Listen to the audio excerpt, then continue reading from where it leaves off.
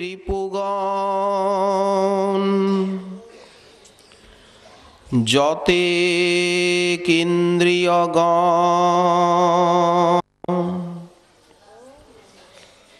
কেহ কারো বাধ্য নাহি হয়।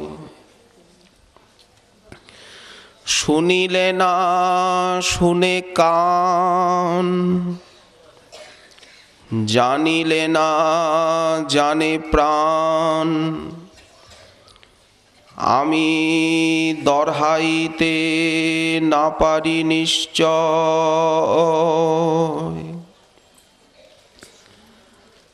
সর্বাবতার সার শিরোমণি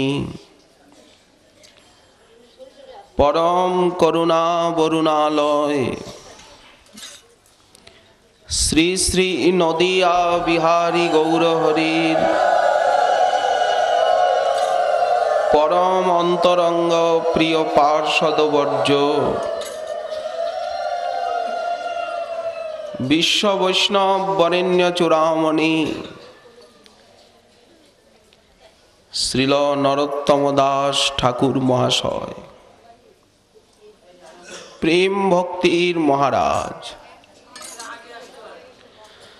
তিনি তার শ্রী প্রেম ভক্তি চন্দ্রিকা নামক মহাগ্রন্থে প্রথমত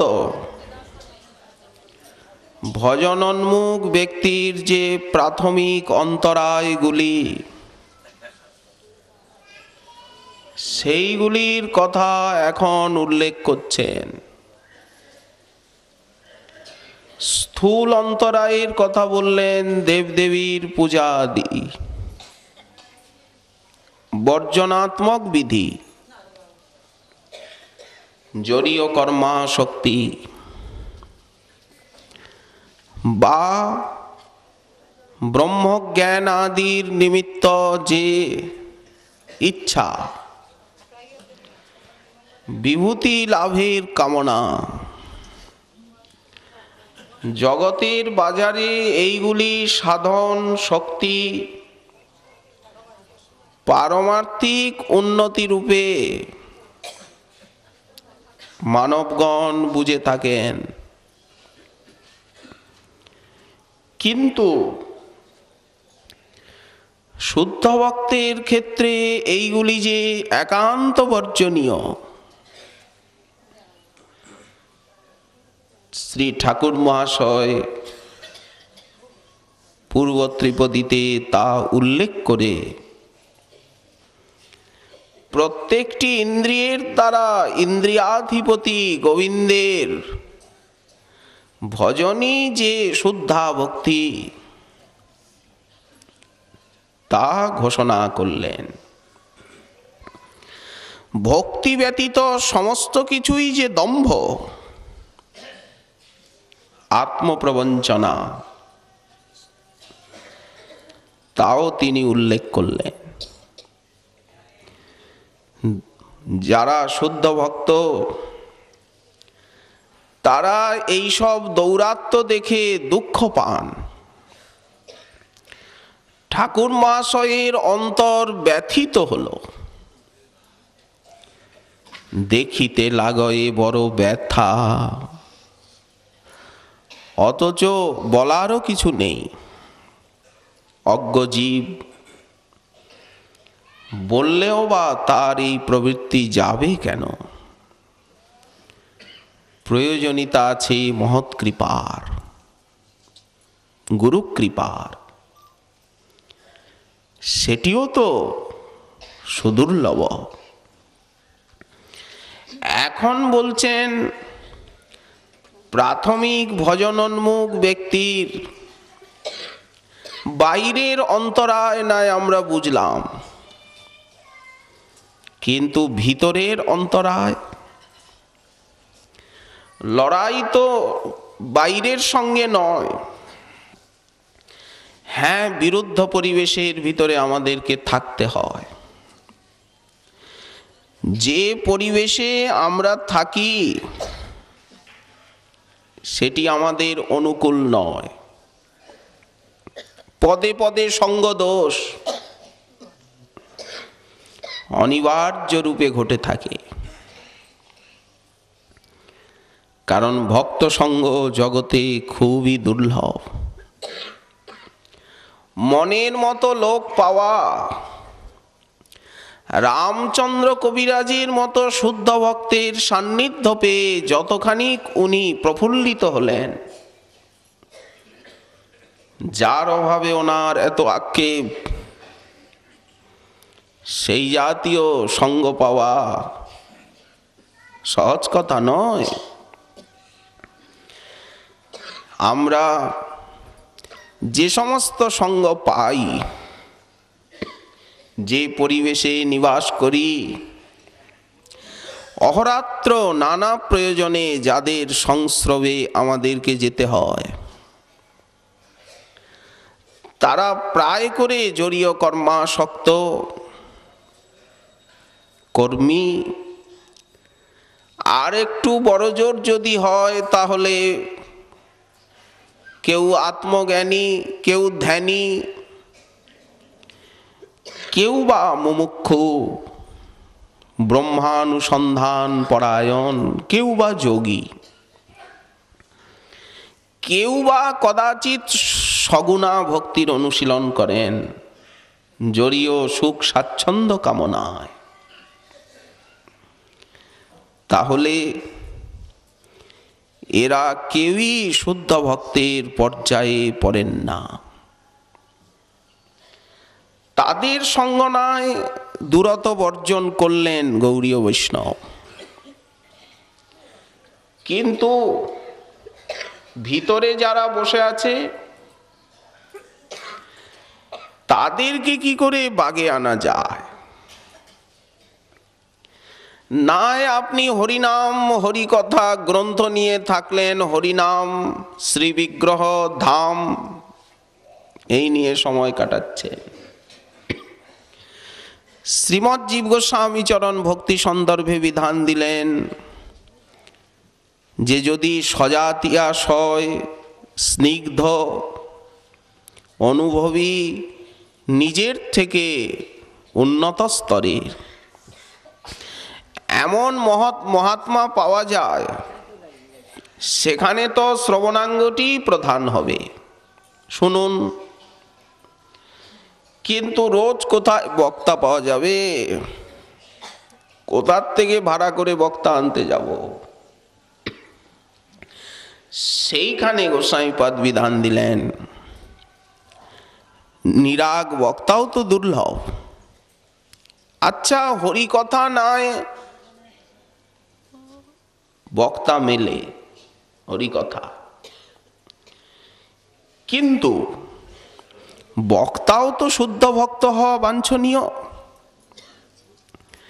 তিনি যদি প্রকৃত তত্ত্ববিদ না হন, অনুগত না হন, সদাচারী সাধন পরায়ণ না হন, তাহলে তার মুখে যে কৃষ্ণ কথা কালোয়াতি কৃষ্ণ কথাই হলো, তাতে কি শুদ্ধ ভক্তির উদয় হবে? প্রশ্ন। হবে না। হয়তো আপাতত শুনতে ভালো লাগবে, ভালোই বলেন, কিন্তু সাধন পথে আরূঢ় হওয়া যাবে না। এই জন্য দেখা যায় কেউ কেউ সারা জীবন পাঠ কীর্তন শুনছেন মহানগরীতে। কি মহানগরে? কোথায়ও বাদ দেন না, সব মন্দিরে যান, যেখানের থেকেই যে বক্তা আসুন উনি নিষ্ঠার সঙ্গে শ্রবণ করেন, ভদ্রলোক, সৎ ব্যক্তি, কিন্তু আজ পর্যন্ত দীক্ষাটা নেওয়ার প্রয়োজনীয়তাই অনুভব করেননি। ওসব মালা তিলক এখনো উনি একটু গোপনেই চলতে চান। আগে হরিনাম করি, সব করি, কিন্তু আপনাদের মতো অতটা ভাবুকতা করা সম্ভব এখনো হচ্ছে না। হরিকথা শ্রবণের ফল হলো কি?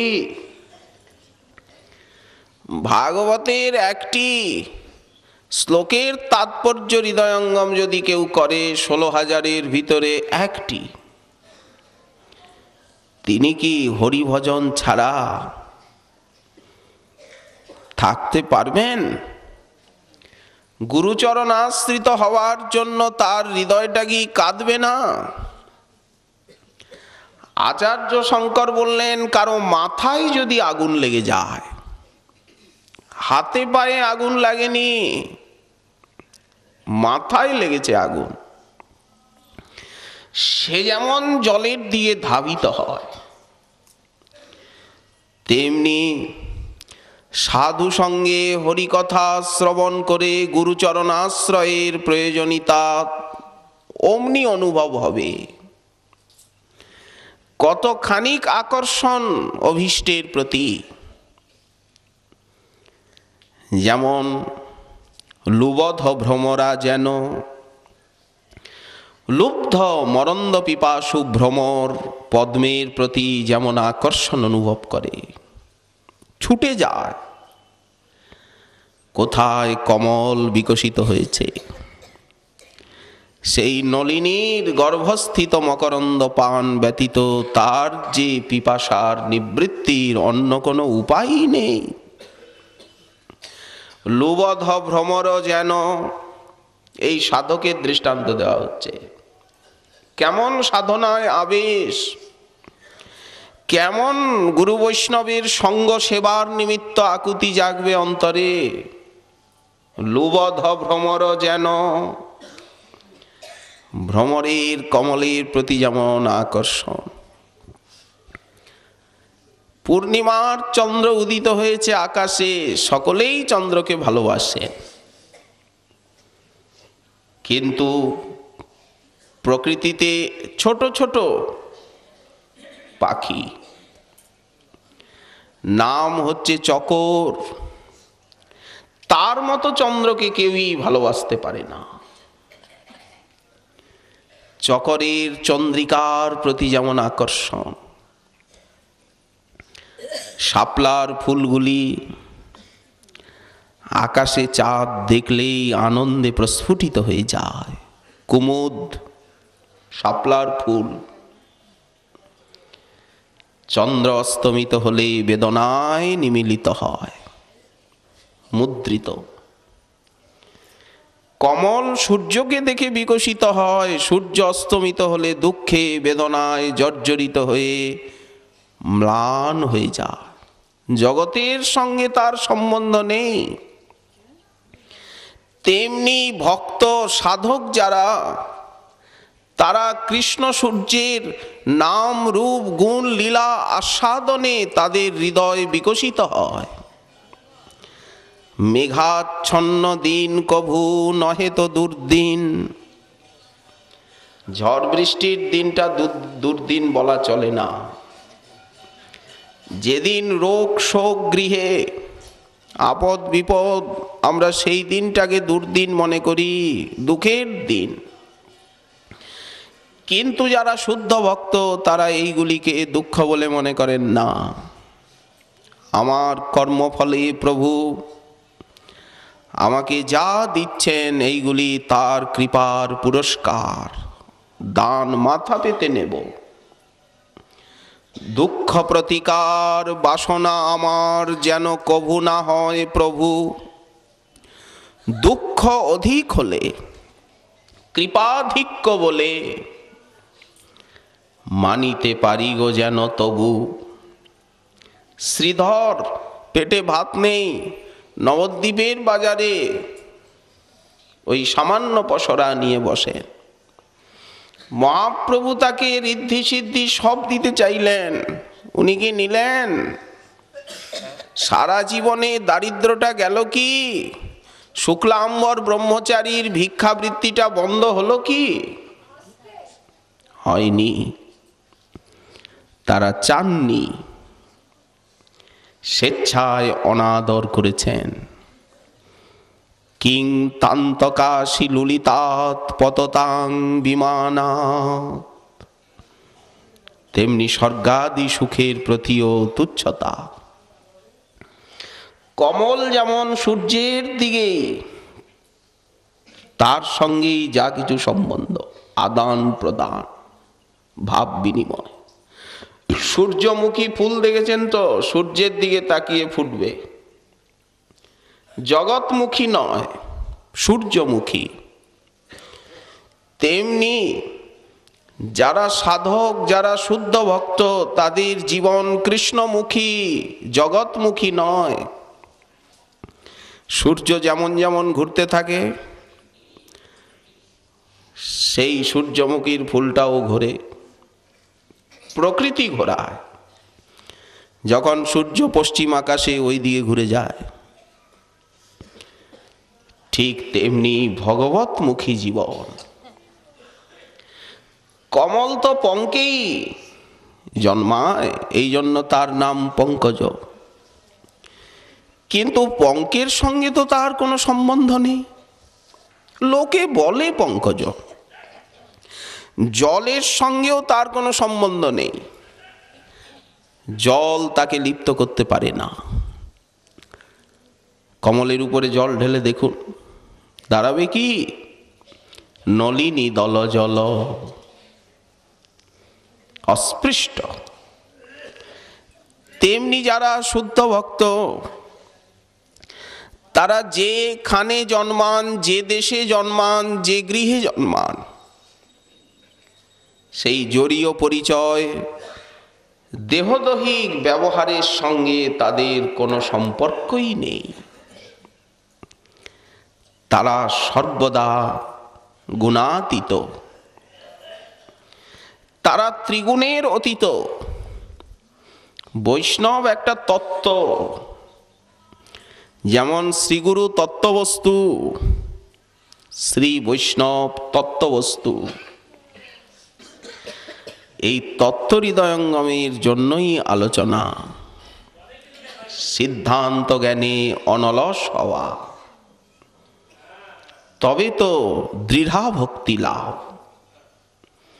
কতখানিক ভজনের প্রতি আকর্ষণ, আবেশ, চকর চন্দ্রিকা তেন। চকর যেমন চন্দ্রিকাকে ভালোবাসে, চন্দ্রসুধা, পতিব্রতা স্ত্রীলোকের পতি। আত্মজগতে দৃষ্টান্ত নাই, দেবেন কোথার থেকে? কবির ভাষা ভাবের চাপে দিনা। এ রাজ্যকে ভাষা দিয়ে ব্যক্ত করা যায় না। এটা মুখের জগৎ নয়, এটা হৃদয়ের জগৎ। সেই জগতে প্রবেশ করলে বাণী অকেজ হয়ে যায়। বাণী বলে, সেই জগতের কিছুই আমি প্রকাশ করতে পারবো না। চুপ, নীরব। যেমন গম্ভীর সমুদ্র, স্থির, অতলস্পর্শী। কত মণিরত্নের আকর, সেই রত্নাকর কে জানে? তেমনি শুদ্ধ ভক্ত যারা ধীর স্থির শান্ত গম্ভীর হয়ে যান, জগতের ত্রিগুণের বিক্ষেপ তাদের অন্তরকে তরঙ্গায়িত করতে পারে না। তারা লাভ করেন অলৌকিক দিব্য গুণাবলী, ক্ষান্তির অব্যর্থ কালত্ব, সুখ দুঃখে অবিকার, সতত অম্লান। জগতের লাভ হানিতে তারা আনন্দিত নয়, নির্বিন্ন বিষণ্ণও নন। কৃষ্ণ সম্বন্ধ বিনা ব্যর্থকাল নাহি যায়। সব সময় শ্রবণ কীর্তন অর্চন বন্দন, কোনো না কোনো ভক্তি অঙ্গ যাজনে নিজেকে নিযুক্ত রেখেছেন। আহার নিদ্রায় সময় উনি মোটেই দিতে ইচ্ছুক নন। নিদ্রাকেও মৃত্যুর মতো বলে মনে হয়। পতিব্রতা স্ত্রীলোকের পতি। কতখানি আকর্ষণ! এর থেকে জগতে আর দৃষ্টান্ত আছে? ভগবানই দৃষ্টান্ত দিয়েছেন, দুর্বাসাকে বলছেন যে তারা আমাকে কতখানি বশীভূত করে। যেমন পতিব্রতা পত্নী, তিনি পতিকে বশীভূত করে নেন। সৎস্ত্রীয় সৎপতিং যথা, অবশ্য একটা বিশেষণ দিয়েছেন, সৎ স্ত্রী আর পতিও সৎ, সৎপতিং যথা। তো এটা তো সতেরই রাজ্য, সত্যম শিবম সুন্দরের রাজ্যে আমরা এসেছি। এটা তো কৈতব মুক্ত নিরস্ত কুহকম, এই পরম ধর্ম, তারই শ্রবণ কীর্তন। তেমনি আরো দৃষ্টান্ত দিলেন, চাতকের যেমন কাদম্বিনীর প্রতি আকর্ষণ। চাতক তো খাল বিল নদী নালার জল পান করে না, নিধাগ জোড়া পিপাসা বুকে নিয়ে চেয়ে থাকে কখন সেই শ্রাবণের নবমেঘের উদয় হবে, সেই জল পান করে সে পিপাসা মেটাবে। কিন্তু বর্ষাকাল,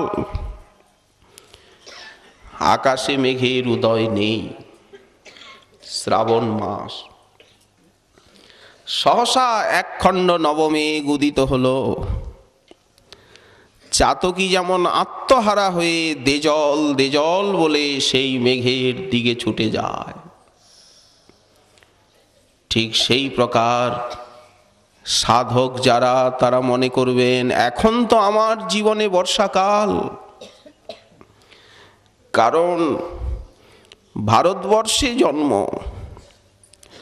আবার মানব দেহ লাভ, আবার শ্রীগুরু চরণাশ্রিত হওয়ার ভাগ্য পাওয়া, তো এখন তো জীবনে বর্ষা ঋতু। কিন্তু সেই ভাগ্যাকাশে শ্যাম নবজলধরের উদয় এখনো হলো না। আর্ত হয়ে সাধক হরে কৃষ্ণ বলতে বলতে যেন তার প্রাণ চাতক উড়ে যায় সেই শ্যামল সুন্দরীর দর্শন কামনায়। এই ভজন শৈলী। আর একটি দৃষ্টান্ত দিলেন, যেন দরিদ্রেরও মন, দরিদ্রের ধন।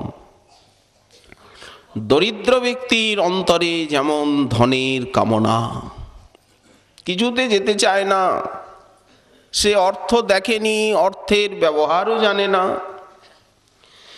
কিন্তু দরিদ্রের অন্তরে যেমন আজন্ম ধনের প্রতি প্রীতি কামনা থেকে যায়, অর্থাসক্তি। বিষয়েতে যে প্রীতি এবে আছয়ে আমার, সেই মতো প্রীতি হোক চরণে তোমার। এই শুদ্ধ ভক্তি। যতটুকু আমরা ভালোবাসি, স্ত্রী পুত্র দেহ সম্মান অর্থ পদ, এইগুলিকে যেমন নিষ্কপটে চাই, গাঢ় অনুরাগ নিয়ে কামনা করি, এদের প্রতি যে মমতা আবেশ প্রীতি এতটা লাগে না কৃষ্ণে। এর থেকে অনেক কম হলেও তাকে পাওয়া যায়, আজও পাওয়া যায়। কিন্তু মনটা আমরা দিতে পারি কোথায়?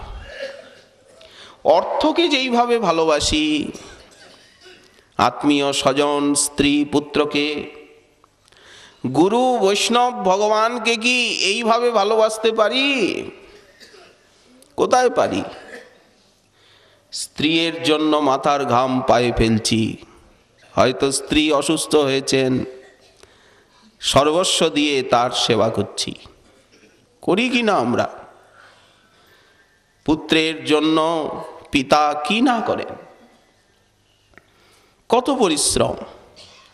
মানুষ সম্মানের জন্য কি না করে, প্রবঞ্চনা লোকপ্রতারণা করতে পর্যন্ত মানুষ পশ্চাৎপদ হয় না তুচ্ছ সম্মানের লালসা। কতখানিক আবেশ, কিন্তু এই আবেশের সহস্রাংশের একাংশ যদি কৃষ্ণে হতো, গুরু বৈষ্ণবে হতো, তো ভগবৎ প্রাপ্তি এতদিনে হয়ে যেত, কিন্তু হয় না। এইটাই জীবের দুর্ভাগ্য। আর ওইটাই হচ্ছে নৈসর্গিক প্রকৃতি জগতের, এইটাই নিয়ম। মনটা ওদিকে আপনিই চলে যায়, ভগবানে যেতে চায় না। এই জন্য যেন দরিদ্রেরও ধন,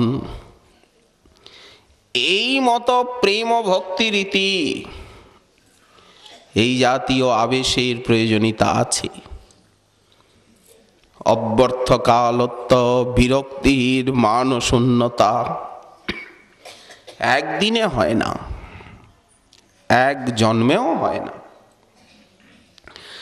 গোবিন্দকুণ্ডের সিদ্ধ বাবা উনি বললেন, 7 জন্ম আমি ব্রজে মাদুগুরি করে খেয়ে ভজন করছি। একটা জন্ম নয়, 7 জন্ম কেটে গেছে। এই জন্মে খানিকটা কিছু নড়ে চড়ে বসতে পেরেছি, মনটা ভগবানে লেগেছে, ভজনের আনন্দে হৃদয় ভরে গেছে। তাও কি এ কথা বলবেন?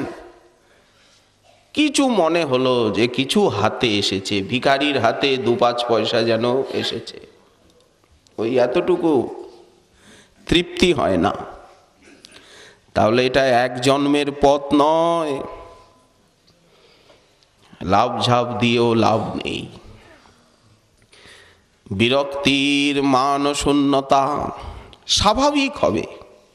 প্রত্যেকটি অবস্থা স্বাভাবিক অবস্থাই প্রকৃত অবস্থা, কৃত্রিম অবস্থার কোনো মূল্য নেই। বিরক্তির মান শূন্যতা, আশা বন্ধ সমুৎকণ্ঠা, নাম ও গানে সদা রুচি, এই লক্ষণ প্রকাশিত হবে। ওষুধ সেবন করলাম অথচ আরোগ্য হলো না, এ কেমন? হয়নি ওষুধ সেবনটা ঠিক মতো, কিবা অনুপান সংযোগ ঠিক হয়নি, অথবা কুপথ্য বর্জন করা হয়নি, কিছু না কিছু গোলমাল কোথায়ও আছে। সাধু সঙ্গে সেইটাকে ধরতে হবে। নাম ও গানে সদা রুচি, আসক্তিস্তদ গুণাখ্যানে, এই যে তার কথায় আসক্তি, হরি কথায় এত আবেশ, এত আকর্ষণী শক্তি যে ইতর রাগ বিস্মারণকারী, এর অনুভব হচ্ছে। আসক্তিস্তদ গুণাখ্যানে প্রীতিস্তদ বসতি স্থলে, ধামবাসের কামনা অন্তরে যাচ্ছে। ওই যে বলছেন, কৃষ্ণ বসতি বসতি বলি পরম আদরে বরি। এই যে রাধাকুণ্ড, এই যে মানসী গঙ্গা, এই যে খগমৃগ মলয় বাতাস, কৃষ্ণ ভক্তির সব অনুকূল জানি, ধামের পরিবেশ অনুকূল, চিন্ময়ী শক্তির সতত খেলা, সহযোগিতা, বিরাট শক্তি সর্বদা পিছনে কাজ করে সহায়িকা হয়ে। এই চিন্ময়ী শক্তির বিকিরণ ধামের বাইরে অসম্ভব, ভয়ঙ্কর কলির তাণ্ডব। কৃষ্ণ বসতি বসতি বলি পরম আদরে বরি, এসব ছোরত কহি নাহি যাও। প্রবোধানন্দ সরস্বতী পাদ বললেন, কেউ যদি আমাকে কোটি কোটি চিন্তামণিও দেয়, মিলন্তি যদি চিন্তামণি কোটি কোটয়, যদি বৃন্দাবনের বাইরে শ্রীকৃষ্ণই বলেন আমায় মথুরায় দর্শন দেব, দ্বারকায়, এসো না কুরুক্ষেত্রে আমায় দেখবে। তথাপি বৃন্দাবন ধূলি ধূসরম নদেহমন্যত্র কদাপি জাতু মে। বৃন্দাবনের ধূলি ধূসরিত এই দেহকে আমি কখনোই ধামের বাইরে নেব না। ধামবাসে কেমন আসক্তি, সুযোগ পেলেই ধামে আসতে হবে। ঘরের মধ্যে কি আছে, স্ত্রী পুত্রের কাছে কি আছে, কি পেয়েছি আমরা, কুয়োর থেকে উঠতে হবে, সাগরের সন্ধান নিতে হবে। এই তো ডুমুরের কৃমি বলে একটা কথা আছে দর্শন শাস্ত্রে। ডুমুরের ভিতরে ছোট ছোট কীট জন্মায়, ওই ডুমুরের ভিতরেই জন্মায় আর ডুমুরের ভিতরেই মরে। বাইরের জগৎ সে জানে না। যেমন একটা কথা আছে, কূপমণ্ডুক কুয়োয় জন্মেছে, কুয়োয় আছে। সাগরের ব্যাঙ একদিন ঝপ করে এসে কুয়োয় পড়ে গেছে। সে সাগরের গল্প শুনছে তার কাছে। কুয়োর ব্যাঙ বলছে, সাগরটা ভাই কত বড়, এই আমার কুয়োর থেকে বড় হবে কি? এই বলে একটা লাফ দিচ্ছে। কত দূর, কত বড়? সাগরের ব্যাঙ বলল, ভাই তোমাকে বুঝাতে পারবো না, ঝাঁপ দিয়ে কোনো কাজ নেই। কুয়োর ব্যাঙটা কুয়োর মধ্যেই ঝাঁপ দিচ্ছে যে এত বড় হবে কি বন্ধু? তেমনি সংসারে এই আমি আমার এই স্ত্রী পুত্র কন্যা আত্মীয় স্বজন বেড়া দেওয়া আছে তো। যেমন হ্রদের চারিদিকে পার বাঁধানো পুকুরের, তো আমাদের ওই রকম পার বাঁধানো আছে তো। এই আত্মীয় স্বজন আমি তুমি, ব্যাস এই নিয়েই আমাদের যা কিছু, জন্ম মরণ চিন্তা।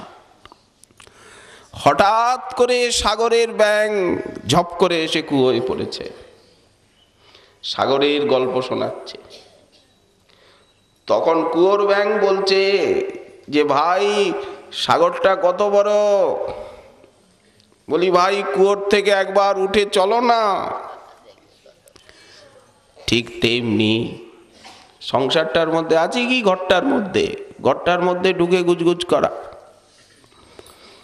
এই জন্য সময় পেলেই ধাম, তীর্থ, শ্রীপাঠ, গৌরমণ্ডল ভূমি যেবা জানে চিন্তামণি, শ্রীপাঠগুলোতে যেতে হবে। ওখানে গিয়ে বাবু হয়ে গেলে হবে না, কাঙাল হয়ে যেতে হবে, দাস ভাব অন্তরে এনে যেতে হবে, গড়াগড়ি দিতে হবে সেই পাবনী ভূমিতে। মহাপ্রভু গেলেন কুমারহট্টে গুরুদেবের আবির্ভাব স্থলী দর্শনে। প্রভু কহেন ঈশ্বর পুরীর জন্মস্থান, এই স্থানের মৃত্তিকা আমার জীবন ধন প্রাণ। গুরুদেবের লীলাভূমি, গুরুদেবের আবির্ভাব ভূমি, এই স্থানের মাটি আমার জীবন ধন প্রাণ। এই বলে গুরুদেবের নাম নিয়ে কাঁদছেন প্রেম পুরুষোত্তম। ধুলি এই বহির্বাসে বেঁধে নিলেন, ধুলি নিচ্ছেন মুটমুট করে সেই স্থানের বহির্বাসে। দেখতে দেখতে ভক্তেরাও মুষ্টি মুষ্টি ধুলি নিচ্ছেন, একটা ডোবা হয়ে গেল। এই দেখুন কি প্রকার প্রীতি চাই ধামের প্রতি, শ্রী গুরুদেবের লীলাভূমির প্রতি, তেমনি শ্রীপাঠের প্রতি। এই নিষ্কপট ভক্তি লক্ষণ, একেই বলে। সময় পেলেই ঘরের বাইরে এসে হাওয়া বাতাস লাগাতে হবে, তা না হলে ওই কূপমণ্ডুকতা, ওই ডুমুরের কীটের মতো জীবন ব্যর্থতায় পর্যবসিত হবে, আলো বাতাস লাগবে না, জীবনে ক্ষুদ্রতার অপগম হবে না, সাধু সঙ্গ পেয়ে দৈন্য আর্তি ব্যাকুলতার প্রকাশ হবে না জীবনে। এই জন্য যাক, বাইরের শত্রুদেরকে নয় সাধক কোনো মতে জয় করতে চেষ্টা করলেন। প্রতিকূল পরিবেশ, ভক্তি বিরুদ্ধ কুসঙ্গ, সঙ্গদোষ, সঙ্গদোষই সবচেয়ে বেশি মারাত্মক। কিন্তু ভিতরে যে শত্রুগুলো আছে এদের জন্য কি ব্যবস্থা?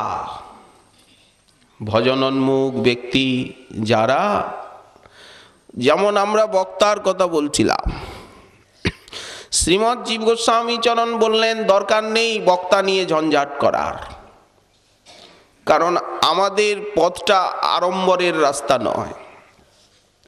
গৌড়ীয় সম্প্রদায় আড়ম্বরের সম্প্রদায় নয়, ঐশ্বর্যের সম্প্রদায় নয়, যে আমাদেরকে রাজপ্রাসাদ বানাতে হবে, লক্ষ লোককে এক জায়গায় করতে হবে, বড় বড় সভা সমিতি করতে হবে, বড় বড় অক্ষরে নাম দিতে হবে। এগুলি গৌড়ীয় বৈষ্ণবের নিতান্ত অকরণীয়, এগুলি রজতম গুণের খেলা, আত্মম্ভরিতা। গৌড়ীয় ভজনধারা সম্পূর্ণ আলাদা, বোঝাই কঠিন, নৈর্গুণ্য, গুণাতীত স্থিতি। তো বক্তা নিয়ে ঝঞ্ঝাটের কি প্রশ্ন? ভাড়া করা বক্তা আনতেই বা হবে কেন?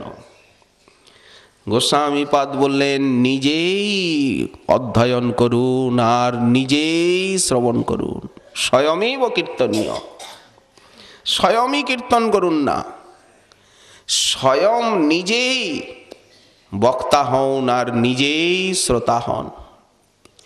আত্মৈব গুরুরাত্মন, একথা উপনিষদেও এসেছে। নিজেই নিজের শত্রু, নিজেই নিজের মিত্র হওয়া যায়। তো ভিতরের শত্রুগুলিকে কি করে জয় করা যাবে?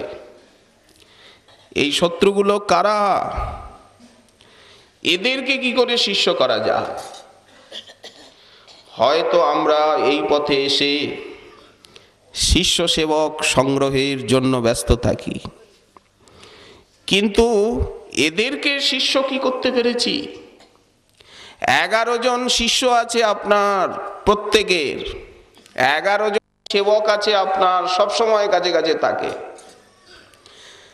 তাদেরকে আমরা চিনতে পেরেছি কি? এরা কারা? ঠাকুর মহাশয় বলছেন দেহে বৈশে রিপুগণ, এই রিপুরা। যতেক ইন্দ্রিয়গণ,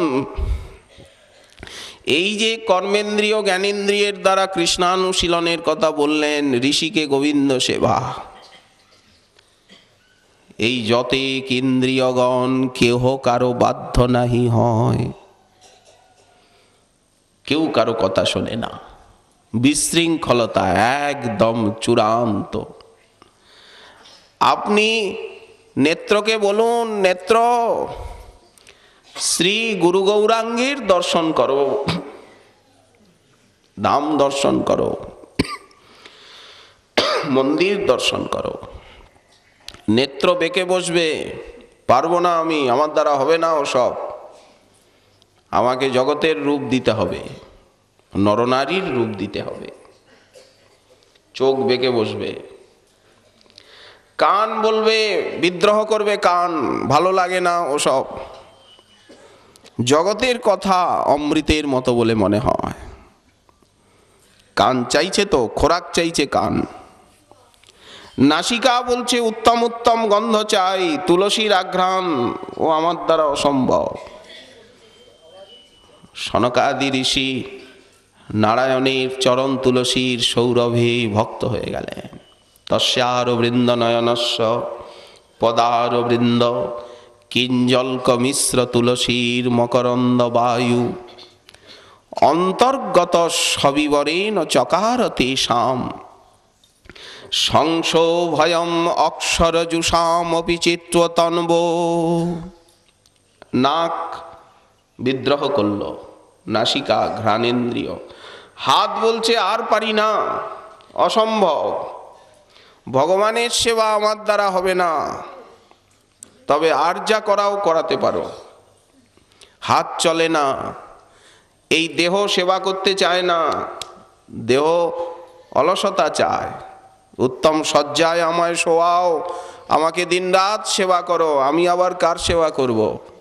দেহ বলে আমার সেবা দিনরাত করো, আমি আবার কার সেবা করব? এই জন্য দত্তাত্রেয় অবধূতজি দেহকেও গুরু করেছেন, দেহ আমার একজন গুরু। এরা বিদ্রোহ করছে সব সময়। পা বলে আর যা করো করো, মন্দিরে ধামে গমন করতে পারবে না, তবে অস্থানে কুস্থানে যেতে আপত্তি নেই, আমি দৌড়ে যাব, একটু ইঙ্গিত পেলেই হলো। এই রকম ইন্দ্রিয়গুলি সর্বদা আমাদের সঙ্গে বিরোধিতা করে। হয়তো আমরা বুঝতে পারি না, কারণ এরাও তো অত্যন্ত চতুর, বুঝতে দেয় না। তেমনি চক্ষুকর্ণ নাসিকার কথা ছেড়ে দিন, কাম ক্রোধ লোভ মোহ এরা চোরা বালির মতো। যেমন উপরে বালি দেখা যাচ্ছে, পা দিলেই ভুস করে ভিতরে চলে যাবে, চোরা বালি। তেমনি মনে হয় আমার হৃদয়ে তো কেউ নাই, না কাম আছে, না ক্রোধ আছে, না লোভ আছে, না মোহ আছে, কেউ নাই। সাপ গর্তে নেই, খোঁচা দিয়ে দেখুন বেরোয় কিনা। প্রতিকূল পরিবেশ পেলেই বেরোবে, ক্রোধ নাই আবার। অক্রোধ পরমানন্দ হওয়া এ কি চারটেখানিক কথা নাকি? আর অক্রোধ পরমানন্দ না হলে নিত্যানন্দের পরিচয়ই দেওয়া চলে না। কারণ নিত্যানন্দ দাস যারা, তারা অক্রোধ পরমানন্দই হয়। বললে তো হবে না, এক প্রকৃত সাধন ভজন করে প্রতিষ্ঠিত হওয়া। আর মুখের কথা, মুখের কথায় কোনো কাজ হবে না। সাধন চাই, সাধক হতে হবে, তা না হলে সব বিড়ম্বনা, আত্মবঞ্চনা, লোকবঞ্চনায় রূপায়িত হবে জীবনটা। ঠাকুর মহাশয় বলছেন, দেহে বৈশে রিপুগণ যতে ইন্দ্রিয়গণ, কাম ক্রোধ লোভ মোহ কেহ কারো বাধ্য নাহি হয়। এত বোঝাচ্ছি, এত ওকে হরিকথা শোনাই, কিন্তু বারণ মানে কি? মদমত্ত গজরাজের মতো।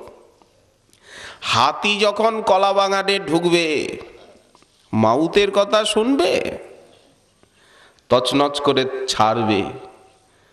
যদি আখের বনে একবার হাতি ঢোকে, কেমন মজা। তেমনি শুনিলে না শুনে কান, জানিলে না জানে প্রাণ, আমি দরহাইতে না পারি নিশ্চয়। কাম ক্রোধ লোভ মোহ মদ মাৎসর্য দম্ভ সহ স্থানে স্থানে নিযুক্ত করিব।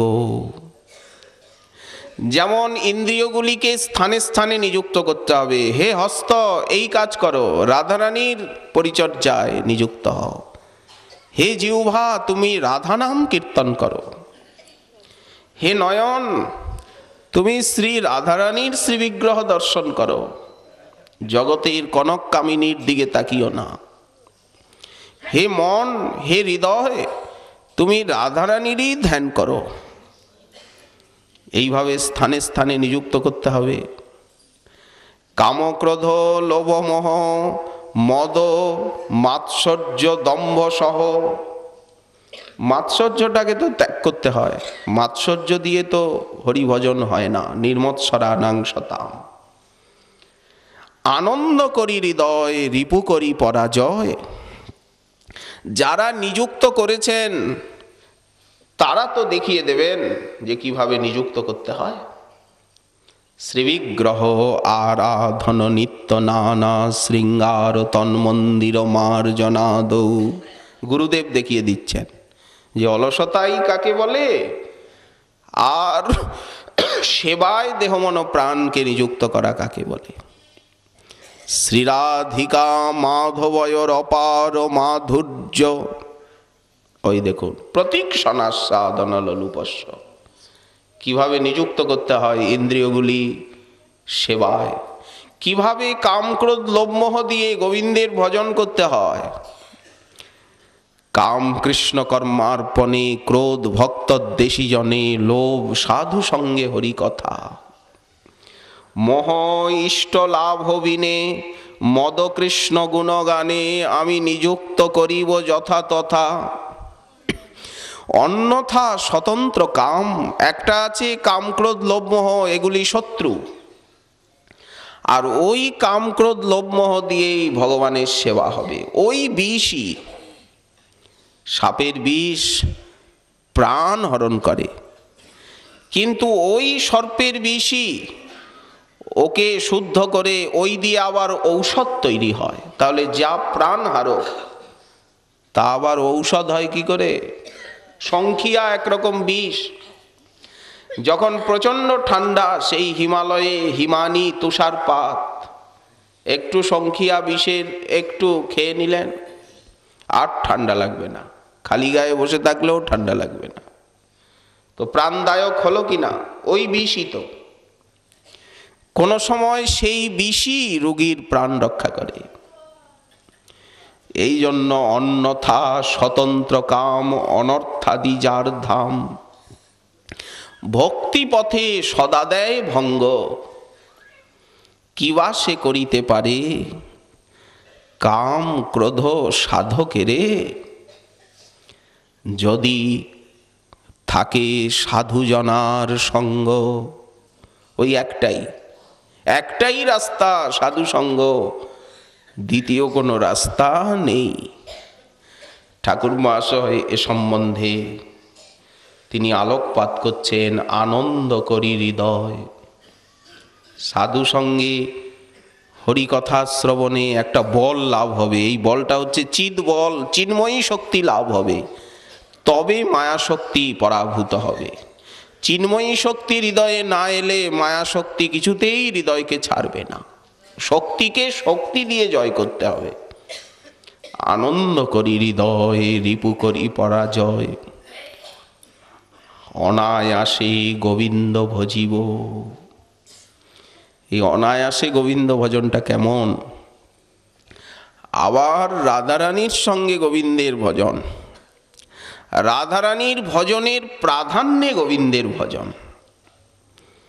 যেমন আমরা বললাম শ্রবণ কীর্তন অর্চন বন্দন, রাধারানীর কথা শোনা, তারই নাম করা, তারই চিন্তা করা, তারই ধামে বাস করা, তার ভাবোৎসবের মধ্যে দিয়ে গোবিন্দের আরাধনা। এই জন্য অনায়াসে গোবিন্দ ভজিব, অনায়াসে যখন গোবিন্দ ভজন করব, এইগুলি সব গতিপথ বদলে নেবে, বিষ অমৃতে পরিণত হবে, শত্রু মিত্র হয়ে যাবে। তখন জীবনে কি সুষমা প্রকাশিত হবে, সেই সময় জীবন কি জাতীয় সুষমা মণ্ডিত হবে, ভজনশীলের মধ্যে কি কি লক্ষণ প্রকাশিত হবে। গোস্বামী পাদগণ তারও দিয়েছেন বিশদ বর্ণনা। শ্রী শ্রী রাধা দামোদর দেবজিউর কৃপা হলে আগামীকাল আবার রইল এ বিষয়ে আশা। আজকে আমাদের প্রেম ভক্তি চন্দ্রিকা কথা এইখানে বিশ্রাম।